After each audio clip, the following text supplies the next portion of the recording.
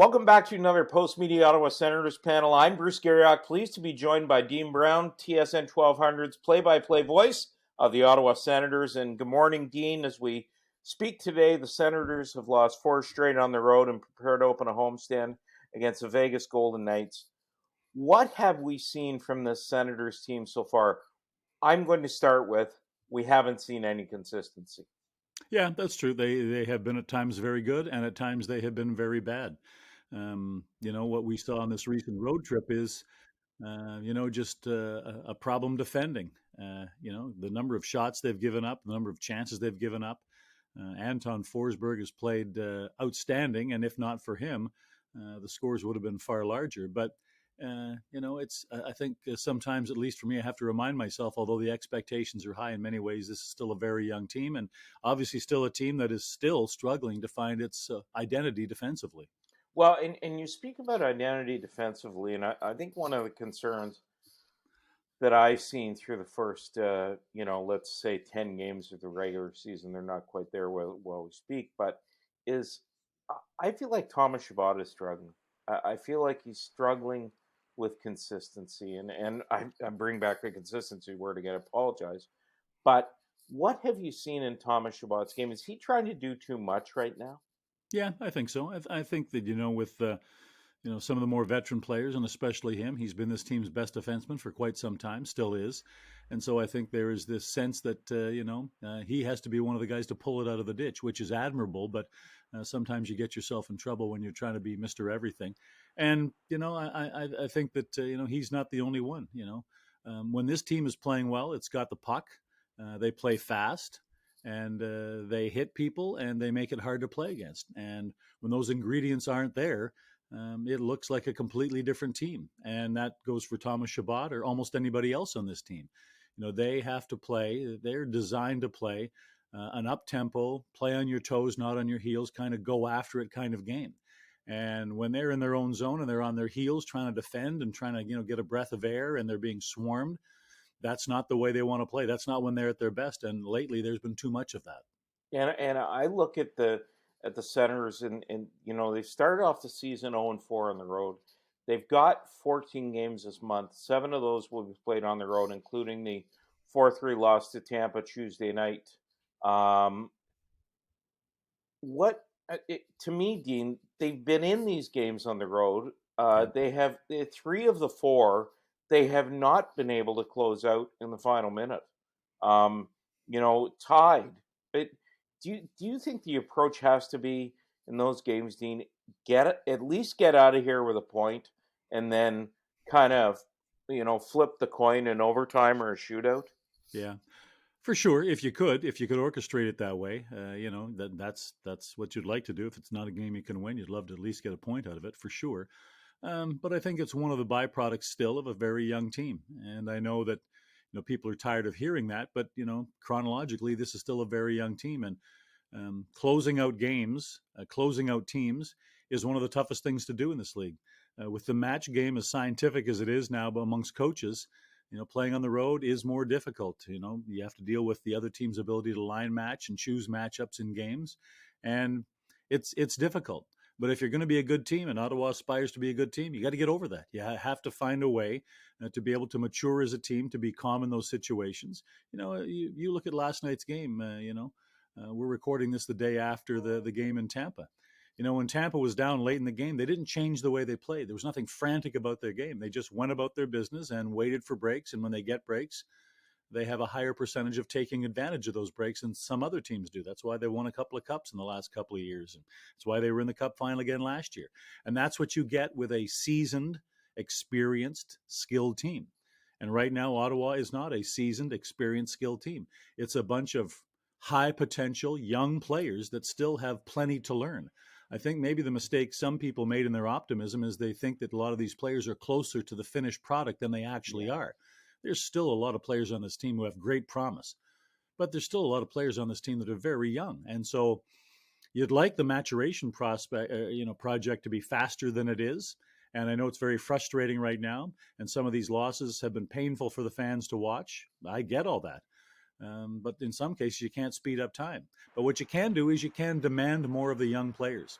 And that's what you have to do. If you're going to get out of this, you have to demand more. And the coaching staff is, but you know, it still requires execution. It still requires actually being able to do it, and that's where they're at right now. You know, I look at their goaltending, and Antoine Forsberg has started 8 of the 9 first games this season. The anticipation is that Cam Talbot will play Saturday against Philadelphia Flyers at home. I think they'd like him to have just one more practice before they put him back in. Should the, you know, we have this discussion all the time, but should Anton Forsberg be given the number 1 job, or should Cam Talbot now get the opportunity to see if he can carry the ball? Well, you know, I think the process of anointing someone, you know, going to a press conference, here is our number 1 goalie.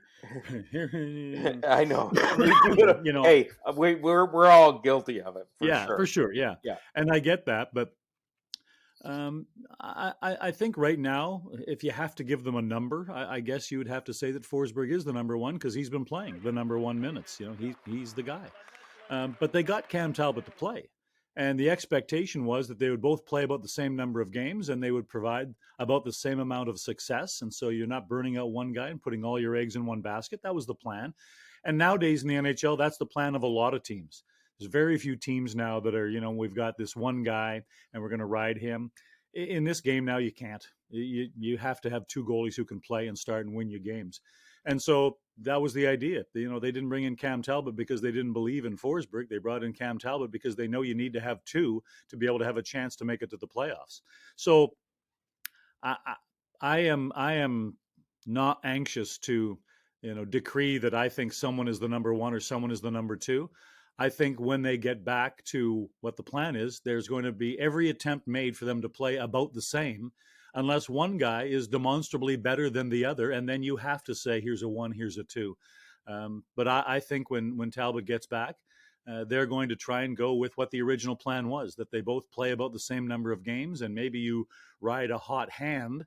You know, if a guy's playing really well, you start him 2, 3, 4, 5 games in a row or whatever. But at the end of the year, you'll likely have both goaltenders having played about the same number of games if the plan works out. And if one guy falters a bit and you have to go to a 1-2 situation, then that's what you have to do. But the most important thing is that you get solid goaltending every night, because this team is not far enough along in the maturation process to be able to survive with average goaltending. They need better than average goaltending to have a true shot at a playoff spot.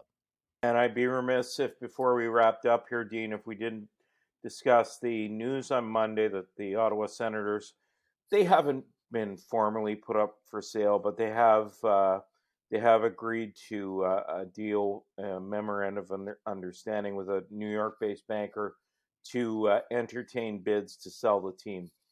Obviously, this is a very difficult decision for the Melnyk family, for Anna and Olivia Melnyk. I think, given their druthers, they would like to respect their father's wishes, that Eugene Melnyk's wishes that the team remain in the family. I do believe they'll keep a legacy piece when all is said and done. But quite frankly, Dean, this needs to be done, and it needs to be done now to complete the LeBreton Flats project. Yeah, and I don't think there's anything shocking about this. You know, when Mr. Melnyk died, as much as many people thought the team was for sale immediately, it was not. No. And the fact that it looks like the team is going to now become, go to market, doesn't mean there's been a change in any way. It just means that the daughters and the family have had a look at things, had some time to, you know, go through the grieving process, look at the business, and maybe most importantly, look at themselves in the mirror and ask themselves, do I want to own an NHL team? That's the bottom line. And with all the things that entails, the responsibility to the community, funding the team, it's going to take a big pile of money to build this building, and that's going to be a part of it as well.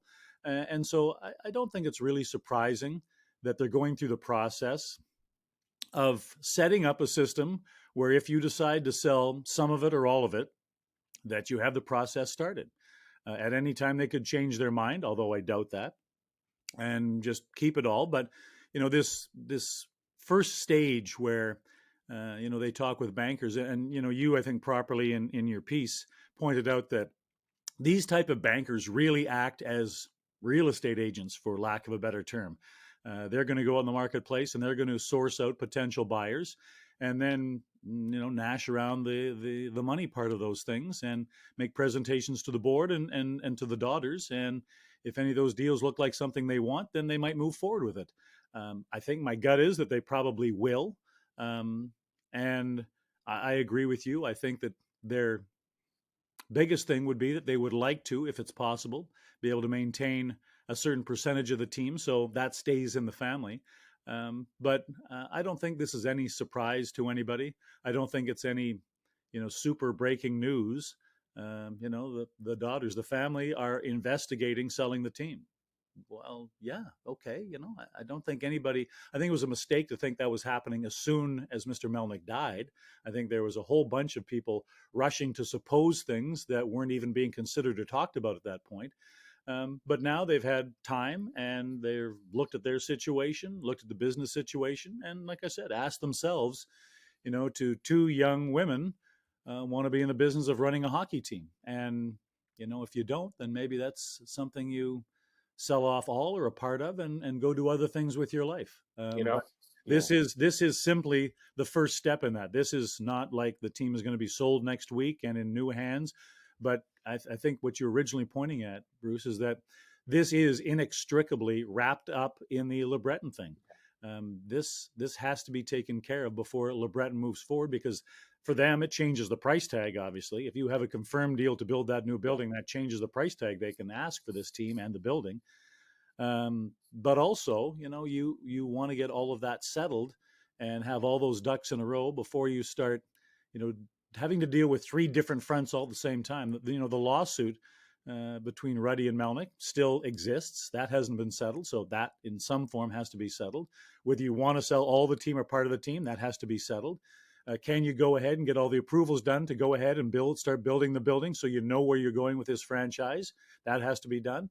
And then, the people that you've hired to go out in the marketplace and look for people who are interested in buying it and trying to find the right deal, then that has to take place. So my point is that this is a starting point. Yeah. I don't think it's shocked anybody, but this is a starting point. But if anybody thinks that next week a new owner is going to be announced, I think they're going to be, waiting by Twitter an awful long time, waiting for that news to happen next week.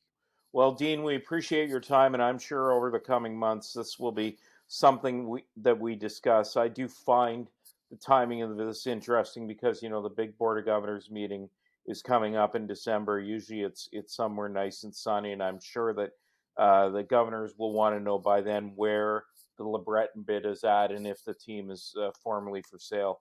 Appreciate your time today, Dean. For the Post Media Senators panel, I'm Bruce Garriock with Dean Brown, the play-by-play voice of the Ottawa Senators on TSN 1200.